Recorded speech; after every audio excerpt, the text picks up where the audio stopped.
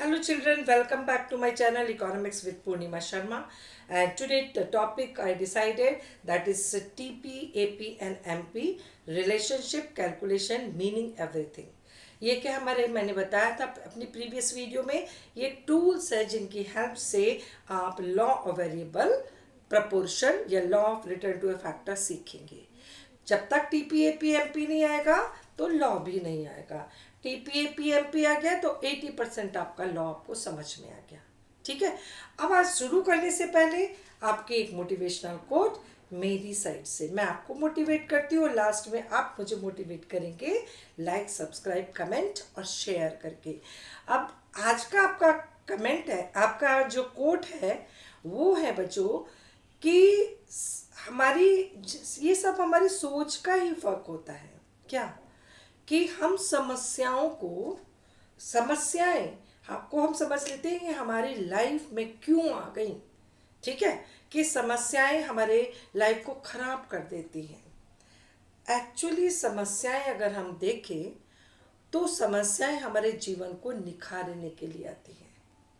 अगर समस्या ना हो तो हम अपनी जो फुल पोटेंशियल भगवान ने दी है उसको यूज करके उन समस्याओं के साथ संघर्ष नहीं करेंगे, और संघर्ष नहीं करेंगे तो हमारा डेवलपमेंट नहीं होगा.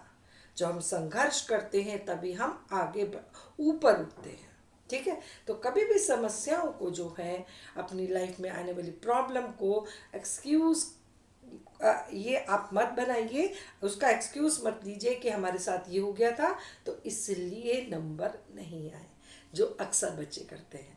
ठीक है, उन समस्याओं को जो आपके सामने आई हैं उनको अपनी विल पावर से लड़िए और एक्साइट कर दीजिए, और यही आपका डेवलपमेंट भी है बच्चों. अब आज आके टॉपिक पे चल रहे हैं प्रोडक्शन फंक्शन. प्रोडक्शन फंक्शन में पहले आप प्रोडक्ट क्या है वो सीखो. प्रोडक्ट क्या है? Volume of goods produce by a firm during a specific period of time. कि एक स्पेसिफिक एक साल में एक फर्म में जो प्रोडक्शन किया वो प्रोडक्ट है. ठीक है. अब टीपी एपी एमपी क्या है? टीपी में हमने क्या एक वर्ड ऐड करना है, total. What is total product? Total amount, total quantity, total volume of produce by a firm of goods and services produce by a firm. ठीक है, in a given period of time and at a given level of input. कि ये input है भाई, एक साल में इस इनपुट का यूज करके इतनी गुड्स टोटल बनाई. This is what TP. ठीक है, total quantity produce by a firm in a specific period of time और at a given level of input. पूरी definition. What is AP? Output per produce per unit of input, per unit of variable input. ठीक है, output per unit of variable input. This is what average product. For example 100 total production है और units कितनी लगी labour की? 10, क्योंकि TP upon L, L मतलब labour. Labour की कितनी यूनिट लगी? 10. तो on an average per unit of labour कितना प्रोडक्शन हुआ? 10 यूनिट्स का. This is what average product. What is marginal product? Marginal product is change or addition किसमें? To total product. कब? by employing one more additional unit of variable input. अगर हम variable input की एक और additional unit employ करें, ठीक है, लगाएं अपने प्रोडक्शन में, तो उससे जो चेंज हमारा टीपी में आता है वो क्या होता है? मार्जिनल प्रोडक्ट होता है. उसमें जो एडिशन होता है, जैसे 5 यूनिट ने 100 यूनिट बनाई, 6 यूनिट ने 110 यूनिट बनाई, तो सिक्स्थ यूनिट ने कितनी बनाई? सिक्स्थ यूनिट ने 10 यूनिट बनाई, क्योंकि 5 यूनिट ने 100 पहले ही बना रखी थी. जब हमने सिक्स्थ लगाई और जब 6 का प्रोडक्शन आया, 6 और 6 का डिफरेंस समझना. 6 का प्रोडक्शन 110 और 6 का प्रोडक्शन है 10. जो चेंज आया टीपी में 100 से 110, वो क्या हो गया? 10 क्या हुआ? जो हमारी एडिशनल यूनिट ने प्रोड्यूस करके दिया वो हमारा मार्जिनल प्रोडक्ट हो गया. ठीक है, तो ये डेफिनेशन. अब ये देखो टीपी अगर है टीपी आपको कैलकुलेट करना है, numerical I am talking about. तो अगर एपी दिया है तो कैसे कैलकुलेट करेंगे, एपी इंटू एल। ठीक है, क्योंकि टीपी क्या है, एपी क्या है, टीपी अपॉन एल। तो एपी को इंटू करेंगे एल से तो ये टीपी आ जाएगा। ठीक है, AP into L is equal to TP और TP upon L is equal to AP. ठीक है, अब आ जाइए मार्जिनल प्रोडक्ट से कैसे करेंगे, sum of marginal product is equal to total product. ठीक है, अब आ जाइए एमपी कैसे कैलकुलेट करेंगे, TP N minus TP N minus one. ये यूटिलिटी में मैंने पढ़ा रखा है, टी यू और एम यू वही चीज है। यानी कि जिस यूनिट ऑफ वेरिएबल इनपुट पर हम टीपी कैलकुलेट कर रहे हैं वो है एमपी कैलकुलेट कर रहे हैं वो है टीपी एन माइनस वन। एक यूनिट घटाने के बाद, हटाने के बाद हमारा कितना, किसकी, वेरिएबल इनपुट की, हमारा कितना टीपी था, यानी कि उससे पहला वाला। ठीक है, एक तो 6 यूनिट पर टीपी कितना था और एक 5 यूनिट पर। तो ये 6 यूनिट पर हम कैलकुलेट कर रहे हैं और ये 5 यूनिट। ठीक है, तो एक यूनिट हमने घटा दी 6, तो 5 यूनिट। तो सपोज ये कितना था तुम्हारा 120 और ये 110। ठीक है, एक यूनिट घटाई तो 110 था और 6 पर 120 तक, तो कितना एडिशन हुआ, इनका डिफरेंस किया कितना हुआ 10। 10 क्या हुआ, मार्जिनल प्रोडक्ट। अंडरस्टूड। अब आ जाइए कि अगर मान लो जो वेरिएबल इनपुट है वो एक यूनिट से नहीं बढ़ रहा है, 1 2 3 नहीं बढ़ रहा है, हमने सीधे 1 फिर सीधे 6 लगा दी, 6 के बाद 10 लगा दी, 10 के बाद 15 लगा दी, तो हमारा ये -1 वाला बच्चों फॉर्मूला यहाँ पे काम नहीं करता है। यहाँ पे हम लगाते हैं change in TP upon change in L. L मतलब लेबर, ये वाला फॉर्मूला हम यहाँ पे लगाते हैं। तो ये तो बात हुई बच्चों कैलकुलेशन की। अब एक क्वेश्चन आपको मैं कैलकुलेट करके दिखा रही हूँ जिससे आपको कैलकुलेशन आ जाएगी। 3 फॉर्मूले बताए हमने, कौन से, एक तो AP इंटू एल, इस TP में यहाँ पे फॉर्मूला पहले लिखूंगी, TP is equal to AP into L और सिग्मा MP। ठीक है, TP का फॉर्मूला, AP का फॉर्मूला है TP अपॉन एल, एल मतलब variable factor, units of variable factor, और MP का फॉर्मूला क्या है, TPN माइनस TPN माइनस 1 और change in TP upon change in L. ये फॉर्मूला है किसका, MP का। अब एक क्वेश्चन मैं सेलेक्ट करती हूँ आपकी बुक से और आपको सिखाती हूँ कि ये कैसे कैलकुलेट करेंगे बच्चों। पढ़ाई एकदम आसान है, उसको टफ मत बनाओ, थोड़ा सा फोकस करो और इस अपने रास्ते को इजी बनाओ। ठीक है, ये आपका एक क्वेश्चन ले रही हूँ मैं आपकी संदीप गर्ग की बुक से। संदीप गर्ग मैं यूज़ करती हूँ, मुझे ये पसंद आती है क्योंकि इसमें बहुत न्यूमेरिकल है और मिस्टेक्स भी नहीं है। बहुत सारी बुक्स में कभी कभी मिस्टेक देखने को मिल जाती है। ठीक है, तो मुझे ये बुक पसंद आती है। आपकी चॉइस है, वैसे आप किसी भी से भी पढ़ सकते हैं। अब ये देखिए बच्चों, ये क्वेश्चन दिया है आपका, इसमें वेरिएबल फैक्टर है जो कि क्या है, लेबर है, और ये दिया है 0 1 2 3 4 एंड 5, और यहाँ पे आपका टीपी है, टीपी 2 यूनिट पर दिया है कितना 10 और 4 यूनिट पर दिया है कितना 24। ठीक है, अब आ जाइए एपी। एपी है आपका कौन सी यूनिट पर, 3 यूनिट पर क्या कितना है 6 और 5 यूनिट पर है 5, यानी कि ये ब्लैंक है,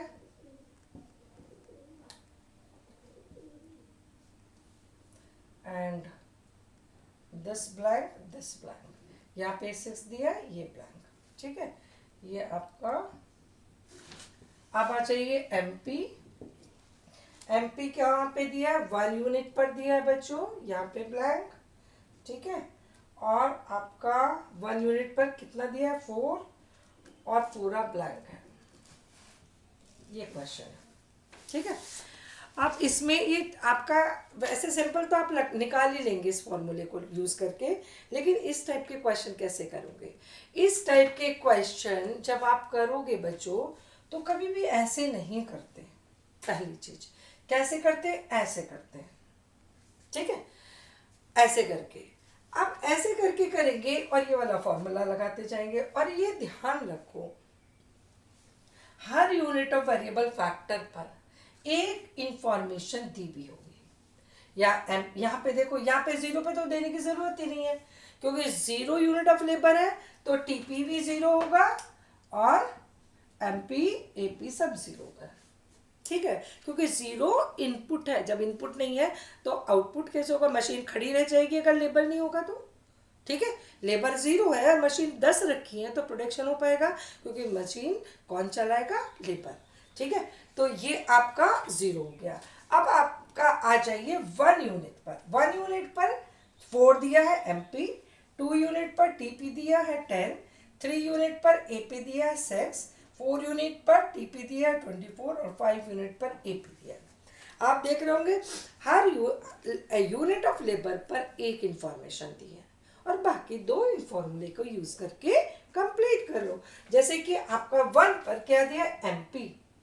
एमपी यहाँ पे कौन सा फॉर्मूला लगाएंगे, पहले TP, sigma MP sum of marginal product is equal to total product. What is the sum of marginal product, this is sum of marginal product 0 + 4 4, ठीक है। Sum of marginal 0 + 4 is equal to 4। अब आ जाइए, इससे हम AP निकाल लेंगे। AP कैसे, TP upon L, TP is 4, L is 1, तो 4/1 4 हो गया। अब आ जाइए थर्ड यूनिट पर। आपका सेकेंड यूनिट पर क्या दिया है, टीपी दिया है बच्चों, और टीपी कितना है 10, तो पहले एपी निकालो, टीपी अपॉन एल, टीपी कितना है 10 अपॉन एल कितना है 2, तो ये कितना हो गया 5, समझ में। अब ये निकाल लो, टीपी एन क्या है, टीपी एन 10 और टीपी एन -1 4, तो 10 टीपी एन -1 4, तो ये क्या हो गया 6, 10 माइनस ये टीपी एन हो गया और ये टीपी एन -1, तो 10 - 4 6। यहाँ पे एपी दिया है बच्चों थर्ड पर, तो AP इंटू एल कौन सा लगेगा, AP into L. AP is 6 और L इज 3, तो 6 × 3 18, ठीक है। अब यहाँ पे TPN 18, TPN -1 10, तो 18 - 10 कितना हो गया 8। अब यहाँ पे TP दिया है बच्चों, TP कितना है 24, तो 24 upon L, TP upon L is equal to AP, तो 24/4 इज इक्वल टू 6, ठीक है। और MP कैसे निकालेंगे, TPN - TPN -1, 24 - 18 दिस इज 6, ठीक है। अब यहाँ पे AP दिया है बच्चों, तो AP into L, AP into L कितना हो गया 25, और TPN - TPN -1 ये क्या हो गया आपका 1। इस तरह से आप कंप्लीट करेंगे, ना कि ऐसे। बच्चे ऐसे करना बैठ जाते हैं, ऐसे नहीं होता है, ऐसे करते रहो। एक इंफॉर्मेशन होगी, उसकी हेल्प से दूसरी निकालो और उसकी हेल्प से तीसरी निकालो। फॉर्मूले आप ये याद करने पड़ेंगे कि टीपी क्या है, एमपी से निकालेंगे तो सिग्मा एमपी, और एपी से निकालेंगे तो एपी इंटू एल, और एमपी क्या है बच्चों, TPN - TPN -1, और एक से ज़्यादा ये रेयर आता है, लेकिन पढ़ो रेयर भी आ सकता है कि अगर हम एक से ज़्यादा यूनिट ऑफ लेबर की प्रोड्यूसर बढ़ा रहा है तो ये वाला फॉर्मूला लगेगा, change in TP upon change in L, ठीक है। अब आ जाइए इसकी रिलेशनशिप पे बात करते हैं तीनों की। ये कैलकुलेशन पार्ट हो गया, डेफिनेशन पर आ गया आपको, और अब आ जाइए कि क्या पढ़ेंगे हम, रिलेशनशिप। देखो पहले टीपी एंड एमपी, ठीक है। टीपी एंड एमपी के अगर रिलेशनशिप की बात करें, रिलेशनशिप क्या पढ़ा रही हूँ, रिलेशनशिप किसमें, बिटवीन टीपी एंड एमपी। तो सबसे पहले हम एक्स और वाई वेरिएबल पे क्या लेते हैं उस पर फोकस करना चाहिए। हम एक्स पर लेते हैं इंडिपेंडेंट वेरिएबल, एक्स एक्सेस पर, डिमांड और सप्लाई को छोड़ के जो पहले बढ़ता है, ठीक है। पहले क्या बढ़ा रहे हैं हम, एज ए प्रोड्यूसर में पहले क्या बढ़ाऊंगी, इनपुट बढ़ाऊंगी और उसके कारण आउटपुट बढ़ चेंज होगा, ठीक है। तो यहाँ पे इंडिपेंडेंट वेरिएबल हमारा वेरिएबल इनपुट है, क्योंकि कौन सा हम शॉर्ट रन प्रोडक्शन फंक्शन पढ़ रहे हैं, इस सिलेबस में लॉन्ग रन प्रोडक्शन फंक्शन नहीं है, रिटर्न टू स्केल नहीं है, केवल लॉ वेरिएबल प्रोपोर्शन है। तो हम यहाँ पे आउटपुट केवल वेरिएबल इनपुट को बढ़ा रहे हैं। तो हम सबसे पहले एक्स एक्सेस पर वाई एक्सेस क्या ले रहे हैं, यहाँ पे यूनिट्स ऑफ वेरिएबल इनपुट्स, और यहां पे लेंगे बच्चों टीपी एंड एमपी, ठीक है। ये बढ़ाएंगे तो ये कैसे बढ़ेगा, ये बढ़ाएंगे, ये इंडिपेंडेंट पहले ये बढ़ाया, उसके कारण ये कैसे चेंज हुआ, डिपेंडेंट वेरिएबल। तो इस पे इंडिपेंडेंट और इस पर डिपेंडेंट, जो पहले चेंज होगा वो ये, जो उसके कारण चेंज होगा तो वो वाई एक्सेस पर आता है, केवल डिमांड और सप्लाई को छोड़कर। अब आ जाइए इनकी रिलेशनशिप। पहले टीपी बच्चों इंक्रीजिंग रेट पे बढ़ता है, और इंक्रीजिंग रेट पे क्यों बढ़ता है, क्योंकि एमपी बढ़ रहा है। एमपी क्या है बच्चों, मार्जिनल प्रोडक्ट है, the rate at which TP changes, ठीक है। जिस रेट पे टीपी चेंज हो रहा है वही क्या एमपी है। तो एमपी इंक्रीजिंग रेट में बढ़ रहा है, ठीक है। और फिर उसके बाद एमपी फॉल होना शुरू हो गया और जीरो हो गया, ठीक है। यहाँ पे ये जीरो हो गया, और यहाँ पे जहाँ पे एमपी फॉल होना शुरू हुआ वहां से जो टीपी है वो कैसे डिमिनिशिंग रेट में बढ़ना शुरू हो गया। देखो ये पॉइंट अलग दिख रहा है ना, और इस पॉइंट को बोलते हैं point of inflection, point of inflection, ठीक है। जहां पे टीपी इंक्रीजिंग रेट में बढ़ना बंद होता है और डिमिनिशिंग रेट में बढ़ना शुरू होता है, उसको बोलते हैं पॉइंट ऑफ इन्फ्लेक्शन। और जहां पे टीपी इंक्रीजिंग रेट में बढ़ रहा है तो देखो किसकी तरफ झुका हुआ है, वाई एक्सेस की तरफ, और एमपी क्या हो रहा है, बढ़ रहा है, क्योंकि मैंने बताया एमपी क्या है, the rate at which TP changes. तो यहाँ पे टीपी इंक्रीजिंग रेट में तो एमपी विल इंक्रीज, इसके बाद TP will increase at diminishing rate and MP will fall, but till MP is TP is rising, जब तक TP राइज कर रहेगी तब तक MP पॉजिटिव रहेगा, यानी कि एक्स एक्सिस के ऊपर रहेगा। तो यहां से यहां तक पहली स्टेज होती है लॉ की, आप पढ़ोगे, ठीक है। उसके बाद ये सेकेंड स्टेज होती है, फर्स्ट स्टेज ऑफ लॉ है ये सेकेंड स्टेज ऑफ लॉ है, और ये थर्ड स्टेज ऑफ लॉ है। मैंने बताया ना 80% यही पढ़ लोगे कि once we increases the units of variable factor. यहाँ पे सपोज मैंने 1 लगाया यूनिट, 2 लगाया, 3 लगाया, 4, 5, 6, 7, 8, 9, ठीक है। तो थर्ड यूनिट तक हमारा एमपी बढ़ रहा है और टीपी इंक्रीजिंग रेट में बढ़ रहा है।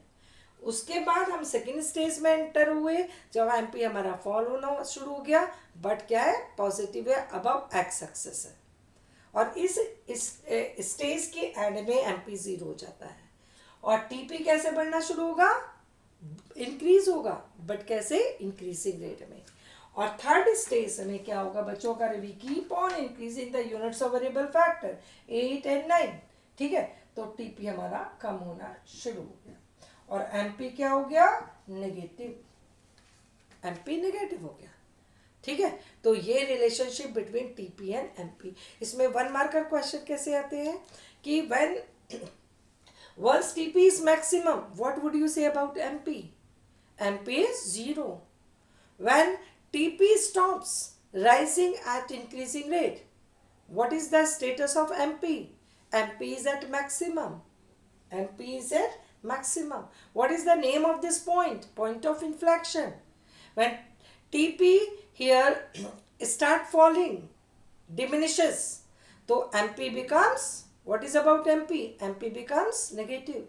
या MP का रेफरेंस देके TP को पूछ सकते हैं कि when MP is 0 what would you say about TP is maximum. ठीक है, तो 1 मार्कर क्वेश्चन. अब एक बहुत कॉमन सी मिस्टेक जो बच्चे करते हैं, जो हम increasing rate, diminishing rate, negative rate, ये नेगेटिव रेट हो गया, कि बात करते हैं वो केवल टीपी की बात करते हैं. किसकी? टोटल प्रोडक्ट की. कि TP increases at increasing rate, MP rises. कुछ बच्चे एमपी को भी लिख देते हैं MP increases at increasing rate. नहीं, MP rises. And when TP increases at diminishing rate, MP falls but positive. ये बहुत इंपॉर्टेंट वर्ड है, क्योंकि फॉल तो यहाँ भी हो रहा है बच्चों, देख रहे हो ना, फॉल हो रहा है.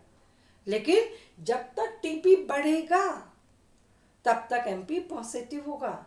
ठीक है, इंक्रीजिंग रेट में बढ़ेगा तो इंक्रीज होगी एमपी, और डिमिनिशिंग रेट में बढ़ेगा तो डिक्रीज होगी. लेकिन अब एक्स एक्सेस हो, यहाँ से यहाँ तक टीपी बढ़ रहा है और एमपी किसके ऊपर है? एक्स के ऊपर है, पॉजिटिव है. ठीक है, और जब टीपी फॉल होना शुरू होगा तो एमपी नेगेटिव हो जाएगा. तो इसके 3 पॉइंट कि once TP increases at increasing rate, MP rises. ठीक है, at the point of inflection MP is at maximum. When TP increases at diminishing rate, MP falls but remains positive. When TP falls, then MP becomes negative. This is the relationship between TP and MP. अब आ जाइए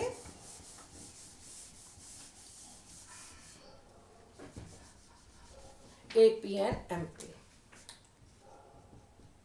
AP और MP, फिर वही पहले हम क्या बढ़ाते हैं? Units of variable factor. और यहाँ पे लेंगे एपी एंड एमपी. ठीक है, अब यहाँ पे सबसे पहले बच्चों एपी बनाओ. एक बार में अगर डायग्राम बनाना है तो पेंसिल यूज नहीं करनी, इरेजर यूज नहीं करनी है. तो हम पहले एपी ड्रॉ करेंगे. एपी की शेप क्या होती है? हिल शेप. पहले बढ़ता है, मैक्सिमम होता है, फॉल होता है. याद रखो कि ये जीरो नेगेटिव नहीं होता, क्योंकि टीपी कभी जीरो नहीं होता है, क्योंकि फॉर्मूला क्या है? TP upon L. जब ये जीरो नहीं हो सकता न्यूमरेटर, तो हमारा एपी कैसे जीरो होगा? ठीक है, तो ये आपका एक्स को टच नहीं करेगा और नहीं एक्स के नीचे जाएगा, एक्स के ऊपर रहेगा, ऊपर ही छोड़ देंगे इसको. ये क्या है? एपी. ठीक है, उसके लेफ्ट से याद रखो, अंदर की साइड से नहीं, बाहर की साइड से हम एमपी शुरू करेंगे. और इसका सबसे पहले मैक्सिमम पॉइंट सेलेक्ट कर लो. इसके लेफ्ट से एमपी शुरू करो और स्पेस को बराबर कर दो. ठीक है, और एमपी को नेगेटिव और जीरो दिखाना. ठीक है, ये एक ही बार में आपको डायग्राम सही बनेगा. यहाँ पे ये यूनिट्स ऑफ वेरिएबल फैक्टर है, 1 2 3 4 5 6 7, जो भी लिखो. अब इसकी रिलेशनशिप के पॉइंट्स कैसे लिखोगे? You can see as long as, एक इसको डायग्राम को 3 पार्ट्स में डिवाइड करो पहले, कि ये बढ़ रहा है एपी, ये कम हो रहा है और ये मैक्सिमम है. 3 पॉइंट तो ये बन गए. ठीक है, as long as AP is rising, यहां से लेके पॉइंट ए तक, यहां से ए तक क्या हो रहा है? एपी राइज हो रहा है. ठीक है, तो as long as AP rises, MP and AP कैसे रिलेटेड है? कि एमपी इज अबव एपी. ठीक है, एमपी ऊपर है और एपी नीचे है. जब तक एपी राइज करेगा, MP will be more than AP. May be possible कि एमपी मे इंक्रीज और may fall, but will be more than AP. ये देख रहे हो ना, यहाँ से एमपी बढ़ रहा है और यहाँ एमपी कम हो रहा है, लेकिन किसके ऊपर है? एपी के ऊपर है। तो whether MP will rise or fall but will remain more than AP since AP rises. ठीक है, अब आ जाइए at the maximum point of AP। ये क्या है? AP का maximum point A। MP is how they are related? MP is equal to AP at point A। हो गया रिलेशनशिप। अब तीसरा पॉइंट आ जाइए कि when AP falls, एपी यहां से क्या हो रहा है? ये फॉल हो रहा है, देख लो, ठीक है, फॉल हो रहा है। तो वन एपी फॉल होगा तो क्या रिलेशनशिप होगी कि MP will be less than AP. ये देख रहे हो ना, यहाँ पे अगर हम ये वाला 5 यूनिट पर लें तो ये आर और ये सपोज पॉइंट एस और ये टी, हम यहाँ पे हमने लिया और एमपी क्या है? आर एस और एपी क्या है? T S. ये देखो T S and R S, so R S is MP which is less than AP. तो जब एपी बढ़ेगा तो एमपी एपी से ज्यादा होगा, जब एपी कम डिक्रीज होगा तो एमपी एपी से कम होगा, और जहां एपी कांस्टेंट और मैक्सिमम होगा वहां एपी एमपी के बराबर होगा। समझ में? और लास्ट पॉइंट लिख सकते हो कि एमपी में बिकम जीरो और negative but AP never becomes zero और नेगेटिव। और अगर पॉइंट लिखना चाहें तो आप लिख सकते हैं कि maximum point of MP comes before the maximum point of AP. ठीक है, और अगर आप लिखना चाहते हैं, बहुत पॉइंट्स होते हैं बच्चों, कि MP always remains left to AP. देखो ये एपी है और ये एमपी है, लेफ्ट हो गया, ये एपी एमपी, एपी एमपी। तो चाहे एपी बढ़े या एपी कम हो, लेकिन एमपी हमेशा एपी के लेफ्ट में रहता है। ठीक है, अब बीच में इनिशियली दोनों बढ़ रहे हैं, लेकिन MP is rising at a faster rate as compare to AP. इसके बाद दोनों कम हो रहे हैं बच्चों, और MP is rising at a falling at a faster rate. अब एक पॉइंट बच्चों मैं दिखाऊंगी आपको कि ये पॉइंट, इस स्टेज को देखो ध्यान से। ठीक है, यहाँ पे दोनों बढ़ रहे हैं, इस पॉइंट के बाद दोनों कम हो रहे हैं, यहाँ पे दोनों बराबर है, और यहाँ पे क्या हो रहा है? एपी राइज हो रहा है और एमपी फॉल हो रहा है। तो इस पे भी 1 मार्कर क्वेश्चन आता है कि can AP rise when MP is falling? Yes, ऐसा होता है कि एपी इनिशियली बढ़ रहे हैं दोनों, फाइनली दोनों कम हो रहे हैं, लेकिन अगर दोनों इन अलग अलग डायरेक्शन में जाएंगे तो कैसा होगा? एपी राइज और एमपी फॉल। ठीक है, और सिचुएशन अपोजिट टू इट क्या होगी? AP fall and MP rises. Never possible, ये कभी नहीं हो सकती। ठीक है, ये कभी भी नहीं हो सकती, क्योंकि अगर ऐसा हुआ कि एपी फॉल हो रहा है और एमपी राइज हो रहा है तो ये नीचे जाएगा और ये ऊपर जाएगा, और ये दोनों कभी मिलेंगे नहीं। ठीक है, तो ये कभी भी नहीं होता है। क्या सिचुएशन पॉसिबल है? AP rises and MP falls. तो ये आपके रिलेशनशिप, इसमें भी आपके सारे 1 मार्कर क्वेश्चन इन्हीं डायग्राम से आते हैं कि when MP is zero what would you say about AP? AP will be falling but never become zero.